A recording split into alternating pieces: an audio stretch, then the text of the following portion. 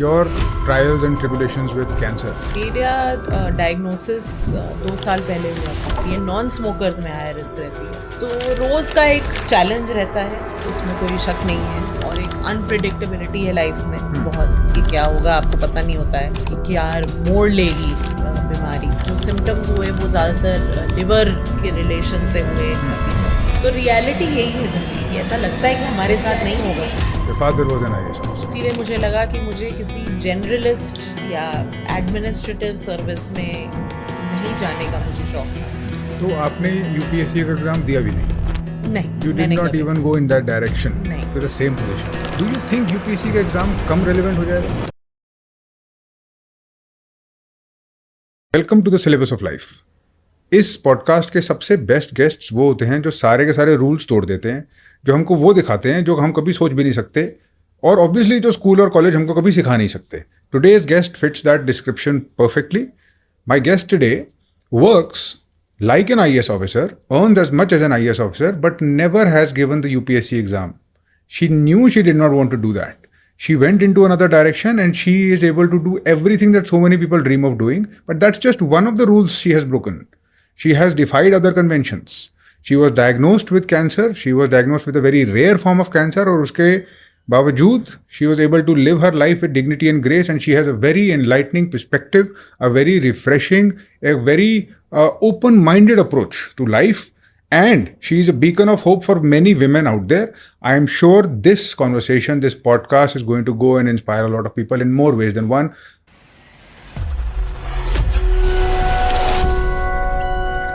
Urvashi ma'am, welcome to the podcast. The idea of this podcast is to tell people about what happened in their life जो school और college ने उनको नहीं सिखाया, कुछ चीज़ें जो हमको लाइफ सिखाती है. तो एक बहुत बड़ा लेसन जो आपसे सीखने को मिला, मुझे भी सीखने को मिला, और I would like to know more, is about your trials and tribulations with cancer. How did that happen? What is that story? Firstly thank you कि आपने मुझे आज इस कॉन्वर्सेशन के लिए बुलाया. मेरा डायग्नोसिस 2 साल पहले हुआ था, और एक बहुत ही रेयर फॉर्म ऑफ कैंसर है. It's called ALK positive lung cancer, और ये अधिकतर एक्चुअली यंग लोगों में होता है. और महिलाएं जो साउथ एशिया से बिलोंग करती हैं उनमें एक हायर रिस्क रहती है, नॉन स्मोकर्स में हायर रिस्क रहती है. तो ये बड़ा ही एक तरह से अजीब बीमारी है जिसके कोई आइडेंटिफाइबल रिस्क फैक्टर्स नहीं होते. तो आप कह सकते हैं कि बस किस्मत की बात है. तो ये मुझे डायग्नोज हुआ, और ये ज़्यादातर स्टेज 4 पे डायग्नोज होता है, जिसका मतलब है कि सबसे एडवांस स्टेज, जब कैंसर अपने ओरिजिन से काफ़ी फैला हुआ होता है. तो रोज़ इसके लिए एक दवा लेनी पड़ती है, टारगेटेड एक मेडिसिन कहलाती है, जो इसके लिए रोज़ ली जाती है. और उसके अलग अलग साइड इफ़ेक्ट्स होते हैं, शारीरिक होते हैं, मानसिक होते हैं, हर किस्म के होते हैं. तो रोज़ का एक चैलेंज रहता है, उसमें कोई शक नहीं है. और एक अनप्रिडिक्टेबिलिटी है लाइफ में बहुत, कि क्या होगा आपको पता नहीं होता है, कि क्या मोड़ लेगी बीमारी. तो उस सब के साथ जीना नेचुरली बहुत बड़ा ट्रायल है. हाँ मैम, कैसे, how are you able to handle this? जब डायग्नोसिस आई थी, who was there with you? How did it actually happen? How did you come to peace with it? देखिए, डायग्नोसिस एक्चुअली मैं बिल्कुल फिट थी. आप कहूँगी मैं मार्च 2022 तक बिल्कुल ही मुझे कोई सिम्टम नहीं थे. और शायद मेरा जो फिजिकल फिटनेस का वो पीरियड था वो सबसे बेहतर था उसके पिछले कुछ महीने का, चूँकि मैंने अपनी फिटनेस में बहुत काम किया था बल्कि उस समय.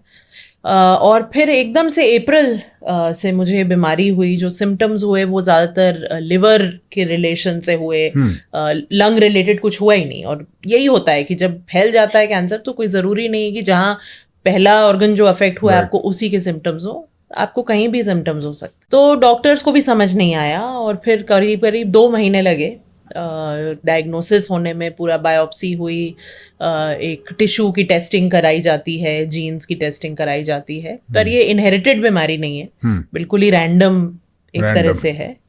किसी को पता नहीं होता क्यों होती है. मैम, ये इल्यूजन आपकी टूट गई because of this diagnosis, but most people continue to live in that delusion. But the fact of the matter is कि सूनर और लेटर ये सबके साथ होगा. तो what is your advice to young people who have not yet come into contact with this chaotic force of life, Yeah. जो कि उनके साथ हो सकता है. What is your advice to them? मैं यही कहूंगी कि मतलब जैसे लोग कहते हैं seize the moment, seize the day, वो सही में रियलिटी वही है जिंदगी की, क्योंकि हमें अगले भी क्षण का पता नहीं कि क्या होने वाला है. कैंसर ही नहीं, आप बाहर लोग सड़क पे एक्सीडेंट में मारे जाते हैं, अच्छे भले घर से निकले होते हैं और शाम को घर नहीं पहुंचते. तो रियलिटी यही है जिंदगी की. ऐसा लगता है कि हमारे साथ नहीं होगा, लेकिन किसी के साथ भी कभी भी कुछ हो सकता है. तो इसीलिए इतना उस सब पे ड्वेल करने के बजाय जो आपको अभी अपॉर्चुनिटी मिली है, जितनी भी रिसोर्सेज हैं आपके साथ, उसके साथ आप जो कर सकते हैं उसको मैक्सिमाइज करने की कोशिश करिए और लाइफ को उसके हर पहलू में जीने की कोशिश करिए, जो कि लाइफ में कितना कुछ है करने को.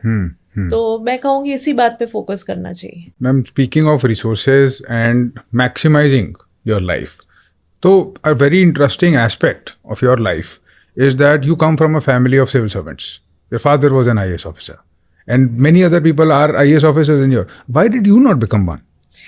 Absolutely. My father, my mother, my grandfathers on both sides, मेरे अंकल, सब लोग या तो IAS या IFS या IPS में रहे हैं. तो नेचुरली मेरे लिए एक वो बहुत ऑब्वियस सा एक करियर प्रोफेशन था. लेकिन मुझे हमेशा से पैशन हेल्थ केयर का था. और इसीलिए मुझे लगा कि मुझे किसी जनरलिस्ट या एडमिनिस्ट्रेटिव सर्विस में नहीं जाने का मुझे शौक था, बल्कि मुझे हेल्थ केयर में स्पेशलाइज करना था, जो मैंने करा आगे जाके. और ऑफ कोर्स गवर्नमेंट एक बहुत बड़ा स्टेक होल्डर है इस स्पेस में, तो अल्टीमेटली मैं गवर्नमेंट में ही अभी काम कर रही हूँ. लेकिन अभी ये एडवांटेज है कि मैं और भी चीज़ें कर सकती हूँ, मैं फिर से गवर्नमेंट के बाहर भी जा सकती हूँ. तो मुझे ऐसे किसी एक करियर ऑप्शन से टाई डाउन नहीं होना था, बिकॉज आई थिंक अब बहुत चॉइसेस हैं लोगों के पास और बहुत वैरायटी है जो एक्सप्लोर करनी भी चाहिए.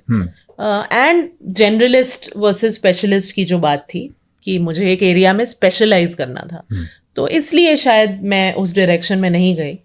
तो आपने UPSC का एग्जाम दिया भी नहीं? नहीं, You did not even go in that direction? नहीं, कभी नहीं. So that's some very clear-headedness.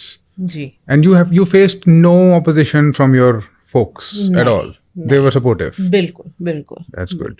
वो हमेशा actually that was the one thing मेरे पेरेंट्स के बारे में कि उन्होंने कभी अपना एम्बिशन या अपना व्यू मुझ पे नहीं डाला, बल्कि उन्होंने ये हमेशा बताया कि सर्विस में भी बहुत चैलेंजेस हैं. और मैंने देखा ही है, क्योंकि मैं उनके साथ जिंदगी मैंने जो जी है वो मैंने उनके चैलेंजेस देखे हैं. तो इसीलिए ऐसा नहीं कि वो सारा कुछ ग्लिटर ही करता है गोल्ड की तरह, अंदर से बहुत परेशानियां भी होती हैं. तो उन्होंने वो हिस्सा भी मुझे दिखाया और कहा कि अपना इन्फॉर्म्ड चॉइस लो, और वही मैंने किया. But life has a strange way of bringing you back to the same position. अभी बहुत सारे लोग आपको they refer to you as an officer, और आपकी profile is so similar to that of an IAS officer कि ना चाहते वक्त भी आप घूम फिर के उसी के आसपास आ गई हैं. जी. तो how did that happen? What is this lateral entry thing and how have you arrived at being the director of Niti आयोग, which sounds so much like the role of an IAS officer? जी. तो lateral entry जो है वो अब आप देखेंगे दुनिया भर में हो रही है. और दो तरह की होती हैं मेनली. एक पोजीशन बेस्ड होती है जहाँ स्पेसिफिक पोजीशंस के लिए ओपन किया जाता है कि बाहर से एक्सपर्ट्स भी अप्लाई कर सकते हैं. दूसरी करियर बेस्ड होती हैं कि जहाँ लोग अपने क्वालिफिकेशंस के बलबूते पे हायर किए जाते हैं और फिर उनको सूटेबल पोजीशंस में डाला जाता है. तो ये कोई नई चीज़ नहीं है, बल्कि अब जो गवर्नेंस के रिफॉर्म्स आ रहे हैं वो लैटरल एंट्री के ही डायरेक्शन में जा रहे हैं, क्योंकि दुनिया बहुत स्पेशलाइज्ड होती जा रही है, टेक्नोलॉजी एडवांस होती जा रही है. तो जो जनरलिस्ट हैं जिनके पास एडमिनिस्ट्रेटिव एक्यूमेन है, उनके लिए बड़ा ज़रूरी बन गया है कि वो ऐसे स्पेशलिस्ट के साथ काम करें. क्योंकि एक सेक्टर की जो बारीकी है वो स्पेशलिस्ट ही जानेगा, डोमेन एक्सपर्ट जानेगा. और जो करियर ब्यूरोक्रेट है उसके पास और तरह की एक्सपर्टीज हो सकती है, जैसे कि मैंने कहा एडमिनिस्ट्रेटिव एक्यूमन है, आपको एक्सपीरियंस है सिस्टम में पॉलिटिकल फोर्सेस के साथ कैसे डील करना है. तो वो दो चीजें अगर साथ में मिलके काम करें तो बहुत ही एक इफेक्टिव सिस्टम हो सकता है. वही लैटरल एंट्री है. और उसी के जरिए मैं नीति आयोग मैंने ज्वाइन किया, अब करीब करीब 8 साल हो गए। मैंने डायरेक्टर की पोजीशन में ज्वाइन नहीं किया था, मैंने तो एज अ कंसल्टेंट जो पॉलिसी स्पेशलिस्ट पोजीशन थी उसमें ज्वाइन किया। और फिर एक सिस्टम खुला उन्होंने कि जो उसको फ्लेक्सी पूल कहलाते थे, जिसमें उन्होंने जो सैंक्शन्ड गवर्नमेंट पोस्ट हैं उसके अगेंस्ट रिक्रूटमेंट खोला, बाहर के लोगों के लिए भी जो क्वालिफाइड हों उस पोजीशन के लिए, और बहुत रिगरस सिलेक्शन प्रोसेस हुआ, इंटरव्यू हुआ, सब कुछ हुआ, और तब जाके ये डायरेक्टर की पोजीशन मुझे मिली। तो for the sake of my audience मैं उनको बताना चाहूँगा, एक बारी फिर से रीइटरेट करना चाहूँगा, ma'am did not give the UPSC exam. Ma'am is at the pay scale of an IAS officer. She does pretty much the job of an IAS officer, and she has arrived at this point of profession in her career through lateral entry. कहने का मतलब there are other options than the UPSC ji to contribute in nation building. बिल्कुल। Ma'am, is there anything you would like to add to that? नहीं, वही मैं कहूँगी कि अब एंट्री लेवल से लेकर हायर लेवल्स तक अब ये खुल रही हैं लैटरल एंट्रीज की अपॉर्चुनिटी। तो ऐसा नहीं लगना चाहिए कि अगर हमने किसी सेक्टर में स्पेशलाइज कर लिया और यूपीएससी नहीं दिया तो अब हम कैसे कंट्रीब्यूट करें पब्लिक सर्विस में या पब्लिक लाइफ में। आप फिर भी कर सकते हैं, और सिर्फ सेंट्रल गवर्नमेंट पे नहीं, स्टेट गवर्नमेंट्स पे भी अपॉर्चुनिटीज़ खुल रही हैं।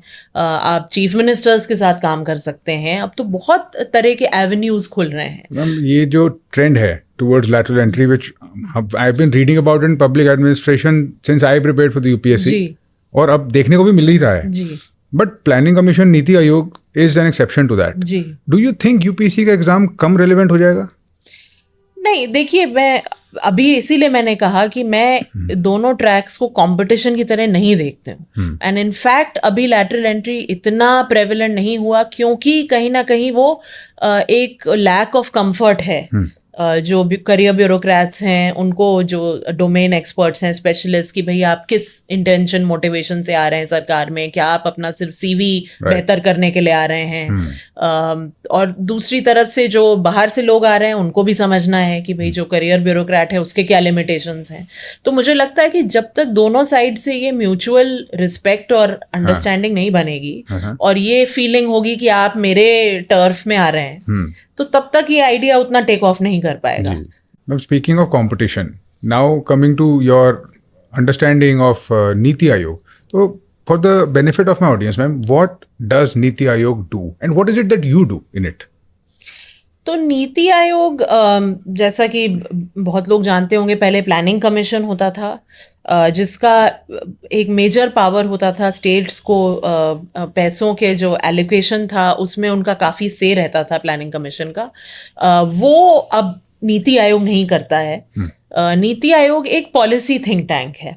तो उसमें बेसिकली आइडिया है कि जो सबसे बेस्ट थिंकिंग है हर सेक्टर में, प्राइवेट सेक्टर में हो, स्टार्टअप्स में हो, सिविल सोसाइटी में हो, उस थिंकिंग को हम सरकार की फंक्शनिंग में कैसे लाएं, सेंट्रल लेवल पे और जो राज्य हैं उनके लेवल पे। तो हमारा बहुत सारा काम राज्यों के साथ होता है। हमारे यहाँ अभी एक जैसे मिशन चल रही है, state support mission, aspirational districts programme चल रहा है, एस्पिरेशनल ब्लॉक्स प्रोग्राम चल रहा है। तो इसमें सब हम जो राज्य सरकारें हैं, ज़िला जो हैं एडमिनिस्ट्रेशंस, उनके साथ काम करते हैं उनकी फंक्शनिंग को बेहतर करने के लिए। डेटा मॉनिटरिंग हम लेकर आए हैं रियल टाइम। तो मैं कहूँगी कि एक थिंक टैंक का ही फंक्शन अब हम परफॉर्म करते हैं, वो फंड एलोकेशन वाला हमारा नहीं है रोल। और मेरा जहाँ तक इसमें रोल रहा है, मैंने ज़्यादातर जो वाइस चेयरमैन रहे हैं, जो एक तरह से जो प्रधानमंत्री हैं वो चेयरपर्सन हैं नीति आयोग के, और उसके बाद वाइस चेयरपर्सन है जो एक यूनियन कैबिनेट मिनिस्टर की रैंक में ऑफिशियल हैं। तो मैंने उन जो तीनों अभी तक वाइस चेयरमैन रहे हैं उनके साथ काम किया है, और सीईओ ऑफ कोर्स जो रहे हैं उनके साथ काम किया है। और हमारे मेंबर्स भी होते हैं जो minister of state rank experts होते हैं। तो जो हेल्थ में हमारे मेंबर रहे हैं डॉक्टर विनोद पॉल, मैंने उनके साथ कोविड रिस्पांस में और मेडिकल एजुकेशन में बहुत काम किया। तो मेरा ज़्यादातर हेल्थ न्यूट्रिशन फोकस्ड काम रहा है, लेकिन मैंने और एरियाज में भी काम किया है जब ज़रूरत पड़ी है। Much like an IAS officer. Much like. Ma'am, आप हेल्थ केयर के ऊपर ये जो ट्रेंड है कॉर्पोरेटाइजेशन का, प्राइवेटाइजेशन का, जो कि कुछ हद तक उसकी इंटेग्रिटी और उसके मॉरल्स को डिस्टर्ब करता है, इसके ऊपर आपका क्या विचार है? देखिए, प्राइवेट सेक्टर तो है ही बहुत हमारा लार्ज हेल्थ में, तो वो मैं कहूँगी एक इनएविटेबिलिटी है, उसको हम नहीं कह सकते कि इग्नोर कर दीजिए या उसको, तो उनको एक चीज़ जो फॉर्मल नेटवर्क्स हैं उसमें लाना बहुत ज़रूरी है। जो पब्लिक हॉस्पिटल्स के साथ नेटवर्क्स हैं वो हम कोशिश भी कर रहे हैं, जैसे ये डिजिटल हेल्थ मिशन जो अब है उसमें यही है कि हम इंटीग्रेट कर पाएँ पब्लिक और प्राइवेट सेक्टर्स को, तो सीमलेसली एक पेशेंट एक फैसिलिटी से दूसरे में जा पाए, उसके हेल्थ रिकॉर्ड्स भी ट्रांसफ़र हो पाए। तो उनके जो लेवल को इम्प्रूव करना, उस पे फोकस रखना ज़रूरी है। प्राइवेट सेक्टर तो एक रियलिटी है, तो इसीलिए उसको हम कैसे बेटर मोल्ड कर सकते हैं, कैसे बेटर उसकी क्वालिटी कर सकते हैं, पब्लिक प्राइवेट पार्टनरशिप हम कैसे ज़्यादा अच्छी ला सकते हैं, उस पे हमारा फोकस ज़रूर है। और जब हम प्राइवेट की बात करते हैं तो जो फॉर्मल प्राइवेट सेक्टर है वो तो फिर भी एक तरह से एक स्टैंडर्ड्स को उनको अडियर करना पड़ता है, लेकिन जो इनफॉर्मल प्राइवेट सेक्टर है हेल्थ में, वो सबसे बड़ा हमारे लिए चैलेंज बन जाता है। जो छोटे छोटे आपके क्लिनिक्स हैं, 1 बेडेड 2 बेडेड 3 बेडेड अस्पताल हैं, तो उनको किस तरह से हम लोग ठीक से इंश्योर करें कि वहाँ पेशेंट्स को सही केयर मिल रहा है, वो सबसे बड़ा हमारे लिए चैलेंज है। Right ma'am, with this India wants to become the third largest economy, we have the Niti Aayog thinking it up and trying to do what it can, everybody, सब लोग अपना अपना कंट्रीब्यूशन इसमें कर रहे हैं, बट अनएम्प्लॉयमेंट का इतना बुरा हाल क्यों है अभी भी? तो देखिए, अगेन अनएम्प्लॉयमेंट बहुत कॉम्प्लेक्स इशू है in terms of jobs. I would say that job creation बहुत हद तक प्राइवेट सेक्टर करता है और गवर्नमेंट का रोल होता है इनेबलिंग एनवायरनमेंट प्रोवाइड करने का। तो उस इनेबलिंग एनवायरनमेंट को हम कैसे इम्प्रूव करें, उसमें बहुत फोकस है हमारा। चाहे ईज ऑफ डूइंग बिजनेस ले लीजिए आप, और कोई हमारे लेबर रिफॉर्म्स ले लीजिए, उन सब चीज़ों में जो सरकार का एफर्ट रहा है और अभी और भी बहुत कुछ है करने को, जो कि जैसा मैंने कहा कि सिर्फ केंद्र सरकार नहीं करती, राज्य सरकारों का भी बहुत से रहता है इन रिफॉर्म्स को इम्प्लीमेंट करने में। तो जो गवर्नमेंट का फोकस है वो उस डायरेक्शन में है। प्राइवेट सेक्टर मैं कहूँगी कि असली जॉब क्रिएटर्स काफ़ी हद तक वो हैं, और अगर उनके लिए हम इनेबलिंग एनवायरनमेंट बना पाएँ तो मुझे लगता है कि एटलीस्ट जो जॉब क्रिएशन का इशू है वो हमारा काफ़ी हद तक एड्रेस होगा। लेकिन एक और जो बहुत बड़ा एस्पेक्ट है वो है स्किल्स का, क्योंकि हमारे यंग लोग बहुत हैं। हम डेमोग्राफिक डिविडेंड की बात करते हैं भारत में हमेशा, लेकिन एक विंडो है जब तक हमारा डेमोग्राफिक डिविडेंड रहेगा। उसके बाद अभी एजिंग भी शुरू हो गई है। आप देखेंगे कुछ ऐसे राज्य हैं, केरला है, जहाँ पे कि अब जो एल्डरली लोग हैं उनकी पॉपुलेशन बढ़ रही है, यंग लोग कम हैं।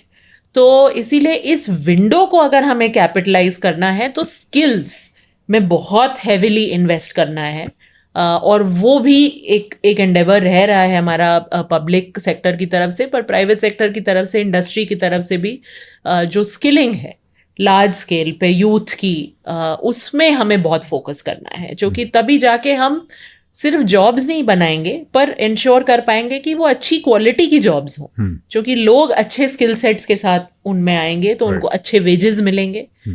तो सिर्फ आई वुड से कि it is not just quantity but quality of jobs जो हमें ऑल्सो इंश्योर करना है। Right, and speaking of quality, what is the salary of somebody your position vis-a-vis that of an IAS officer at your position? देखिए, मेरा जो कि flexi pool में recruitment हुआ, जैसे मैंने आपको बताया, तो it is against regular sanctioned जो गवर्नमेंट पोस्ट है। तो वो सेम पे बैंड जो अप्लाई करता है वो डायरेक्टर का, वही मुझे अप्लाई करता है, वही मुझे सैलरी मिलती है। तो उस तरह से जो एडिशनल पर्क्स होते हैं उनको एक तरह से मोनेटाइज कर दिया जाता है। तो जो हमारी कंसोलिडेटेड सैलरी है उसी में वो मोनेटाइज्ड है सब। तो हमें अलग से वो शायद पर्क्स नहीं मिलते जो एक आईएएस को मिले, चाहे घर हो या HRA एंड ऑल, हाँ अलग से वो सब हो, लेकिन वो उसको एक तरह से बंडल करके हमें सैलरी कंसोलिडेटेड दे दी जाती है। तो वही है मैम। ये जो इतना क्रेज है गवर्नमेंट जॉब्स का हमारी कंट्री में, Do you think it is a symptom of something else, of a scarcity mindset? Do you think it is actually a lack of opportunity that they are so attracted towards it? What do you think is going on? देखिए, government job का हमेशा एक Prestige रहा है, मैं ये कहूँगी। ये मैं नोटिस करती हूँ, किसी से भी मैं बात करूँ, मेरे बल्कि इन लॉज भी जब उनको पता चला कि मेरा ये डायरेक्टर अपॉइंटमेंट हुआ तो जो उनमें खुशी आई, वो मेरे हस्बैंड जो बेचारे प्राइवेट सेक्टर में काम करते हैं, वो चाहे कुछ भी अचीव कर ले लेकिन शायद उनके लिए वो खुशी ना आए जो उनके मन में मेरे गवर्नमेंट अपॉइंटमेंट पे आई। तो एक प्रेस्टीज है, एक माइंडसेट वो ज़रूर है, बट अपॉर्चुनिटीज़ मुझे लगता है अब कोई कम नहीं है। अपॉर्चुनिटीज़ सरकार में ही आने की एज लैटरल एंट्रेंस, या आपको स्टार्टअप्स में जाना है, आपको प्राइवेट सेक्टर में जाना है, आपको एकेडेमिया में जाना है, रिसर्च में जाना है। अब मुझे नहीं लगता अपॉर्चुनिटीज की कमी है। थिंक टैंक्स भी आपको मिल जाएंगे इतने सारे जहां आप जाके कंट्रीब्यूट कर सकते हैं। लेकिन जो प्रेस्टीज का एक फीलिंग है कि हमें सरकारी जॉब है, हमें उसका वो जो ओहदा है, पोजीशन है, वो अभी भी हमारे माइंडसेट में है। मैम, आज बच्चों का प्रीलिम्स हुआ है, people have attempted the prelims today. जी। बहुत सारे स्टूडेंट्स ऑब्वियसली डिसअपॉइंटेड हो जाते हैं क्योंकि उनको ऐसा लगता है कि उनका एग्ज़ाम नहीं क्लियर होगा। तो उनके लिए क्या मैसेज है? मैं ये कहूँगी कि डिसअपॉइंट बिल्कुल नहीं होना चाहिए, क्योंकि एंड ऑफ लाइफ नहीं है, कोई भी एग्ज़ाम नहीं होता और यूपीएससी भी नहीं है। ठीक है, बहुत अच्छा है अगर आपका हो जाए क्लियर, बहुत अच्छी बात है, लेकिन नहीं हो तो और जैसा मैंने कहा कि बहुत अपॉर्चुनिटीज़ हैं बाहर, और बहुत तरीके से आप गवर्नमेंट में भी काम कर सकते हैं, जैसे मैं कर रही हूँ। मैंने तो कभी ये एग्ज़ाम अटेम्प्ट ही नहीं किया। तो कोई आपको गिव अप नहीं करना चाहिए, और आपको अपना डिसाइड करना चाहिए कि आपको कितने अटेम्प्ट्स देने हैं, क्या करना है, या आपको कुछ और करना है। दोनों चॉइसेस आपके सामने होनी चाहिए। और मैं तो कहूँगी कि ज़्यादा समय अपना नहीं वेस्ट करना चाहिए कि बार बार कुछ लोग अटेम्प्ट्स बिल्कुल देते ही रहते हैं और पूरा उनका जो प्राइम एक तरह से निकल जाता है। वो मैं तो कम से कम एडवाइज नहीं करूँगी, क्योंकि अब इतना कुछ है दुनिया में और जो आप एक्सप्लोर कर सकते हैं और जिसमें आप बहुत सक्सेसफुल हो सकते हैं। Right ma'am, I should ask you about women and what are the challenges which women face in particular in India? Women, obviously there are long standing जो cultural social biases हमारे रहे हैं, पेट्रियार्की रही है society में बहुत हद तक। अगेन आई वुड से कि स्पेसिफिक चैलेंजेस तो वेरी कर सकते हैं, हम किस पार्ट ऑफ इंडिया की बात कर रहे हैं। Let's talk about health care for example. जी, तो हेल्थ केयर में तो जो चैलेंजेस हैं, मैं कहूँगी कि जो एक प्रिडोमिनेंट फोकस हिस्टोरिकली रहा है विमेन को लेकर, वो रहा है कि उनका जो एक रिप्रोडक्टिव फंक्शन है उसी के अराउंड हेल्थ केयर फोकस्ड रहा है। तो भाई कि अल्टीमेटली एक वुमन है, वो मदर बनेगी तो उसका हेल्थ, उसका न्यूट्रिशन हमें देखना है। लेकिन मेरा ये जो मानना है, और अब मैं थैंकफुली देख रही हूँ कि थोड़ा पॉलिसी में भी वो शिफ्ट आ रहा है, कि सिर्फ एक वुमन को एक वो रिप्रोडक्टिव एंगल से ना देख के, बट उसको भी वो भी एक ह्यूमन बीइंग है किसी और की तरह। तो उसके और बहुत हेल्थ इश्यूज हैं, चाहे मेंटल हेल्थ इश्यूज हों या आप कैंसर देख लीजिए कि ब्रेस्ट कैंसर, सर्वाइकल कैंसर कितना महिलाओं में हो रहा है, हमारे देश में भी हो रहा है। तो ये सारे जो इश्यूज हैं, ये इन पे हिस्टोरिकली कम फोकस रहा है और अब हम कोशिश कर रहे हैं लाने की, लेकिन अभी बहुत काम करना पड़ेगा इसमें, कि एक होलिस्टिक हेल्थ केयर के नज़रिए से महिलाओं को भी देखा जाए, ना कि सिर्फ वो एक reproductive child bearing age group में हैं तो उनके लिए हमें क्या करना है। What is your opinion about women in employment, women vis-a-vis employment and particularly in education sector? जी, देखिए, काफ़ी चैलेंजिंग इशू है हमारे यहाँ जो फीमेल लेबर फोर्स पार्टिसिपेशन का इशू है, वो हम लोग बहुत चर्चा में हमेशा रहता है, और इसमें बड़ी सारी कॉम्प्लेक्सिटीज़ हैं, क्योंकि एक तो हो गया कि महिलाओं का एजुकेशन, कि आपको ऑब्वियसली इंश्योर करना है कि वो एक अच्छे लेवल तक एजुकेट हो पाए, जो कि हम देखते हैं कई बार जो सेकेंडरी स्कूल लेवल पे है उसमें बहुत महिलाओं का ड्रॉप आउट हो जाता है। तो सेकेंडरी स्कूल, हायर एजुकेशन वो कंप्लीट करें, एक तो वो चीज़ है जो फोकस की है। लेकिन जो महिलाएं एजुकेटेड भी हैं ऐसी बहुत महिलाएं हैं जो फिर बाद में वर्कफोर्स से ड्रॉप आउट हो जाती हैं क्योंकि उनको घर की रिस्पॉन्सिबिलिटी संभालनी है।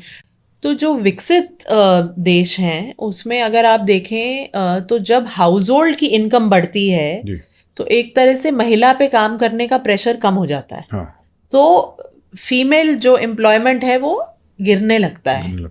तो इसीलिए ये एक बड़ा एक अनयूजुअल सा ट्रेंड है जो कि लोग एक्सपेक्ट करते हैं कि भाई हाउस होल्ड इनकम बढ़ रही है, लोगों का, महिलाओं का एजुकेशन बढ़ रहा है तो उनका एम्प्लॉयमेंट भी बढ़ना चाहिए। लेकिन वो वापस अपने जो स्टीरियोटिपिकल रोल्स हैं उसमें फॉल बैक करने लगती हैं।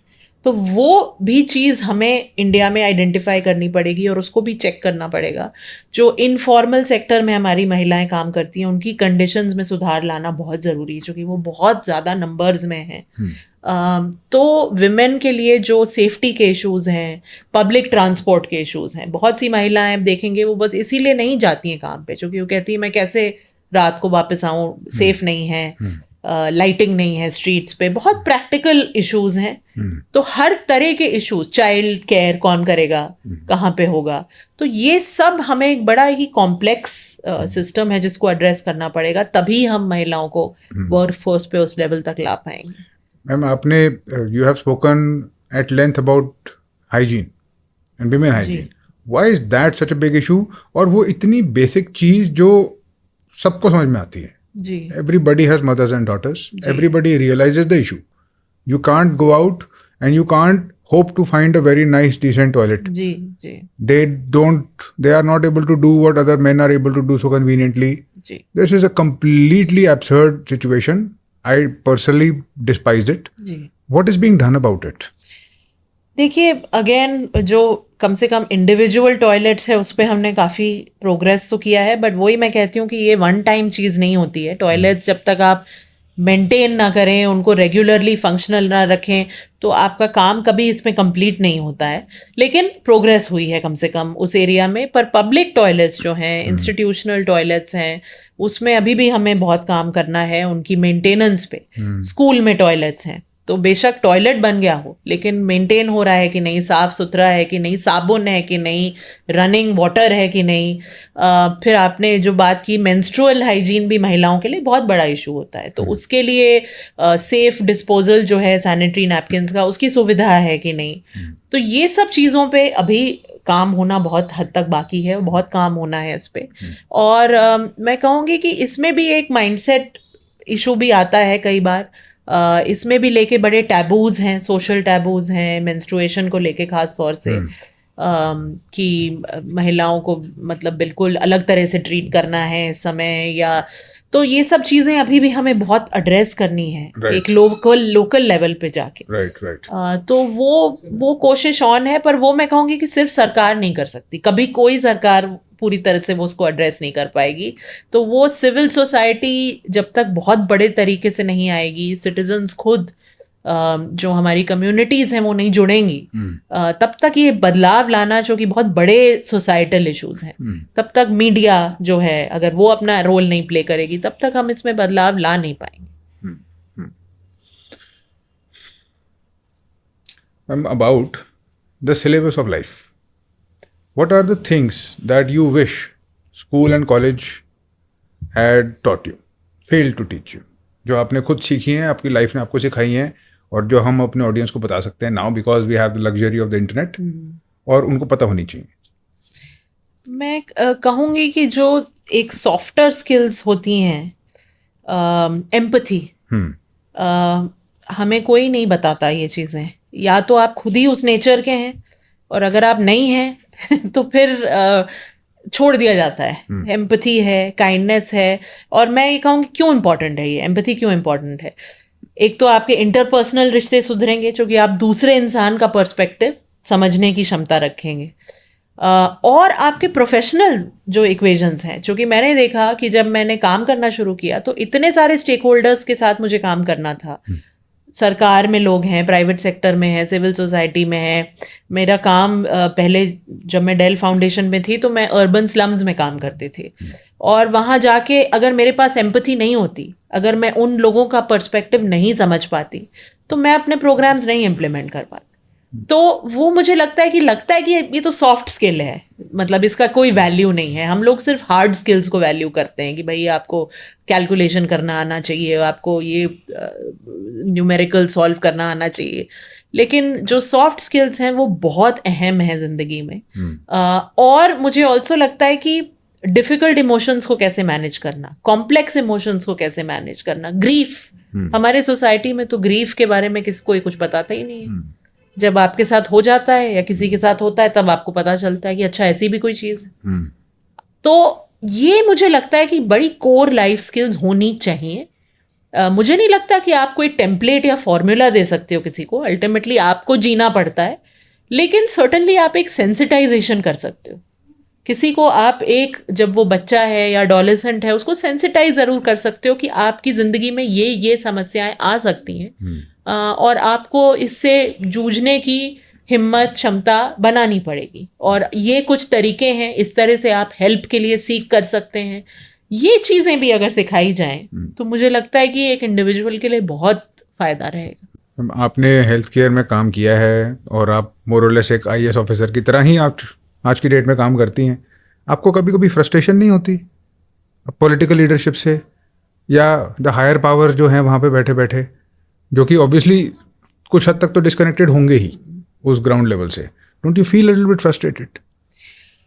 देखिए, फ्रस्ट्रेशन तो होती है कई बार जब आपको जैसा मैंने कहा कि आप चाहते हैं कि चेंज जल्दी हो। हाँ। और मैं जैसे हेल्थ केयर को लेके बहुत पैशनेट हूँ, तो मुझे हमेशा कोई भी ऐसा व्यक्ति दिख जाता है जिसको नहीं मिल रही वो सर्विस जो उसको मिलनी चाहिए, तो मुझे तो बहुत खराब लगता है। तो मुझे एक वो इम्पेशंस ज़रूर रहती है कि भाई चेंज क्यों नहीं हो रहा, बदलाव क्यों नहीं हो रहा।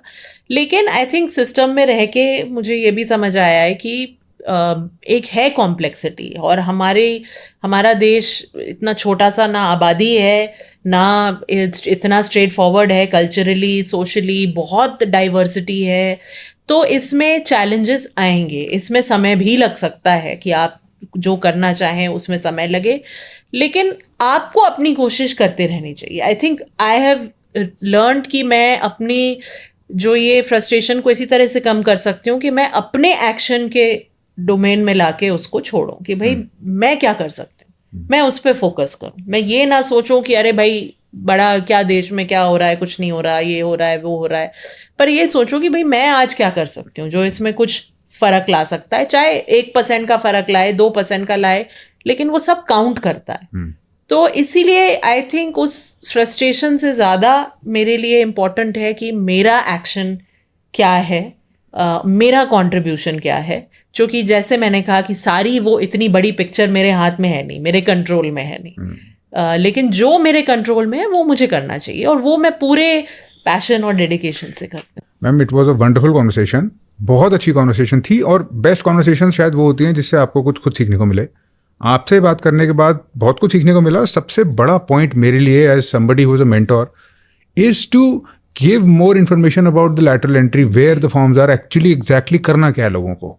उस पॉइंट ऑफ व्यू से आपने एज अ लाइव एग्जाम्पल आपने आज इस पॉडकास्ट पे आके you have given them an idea, and this is possible, then it is possible for them. So I would like to thank you for that.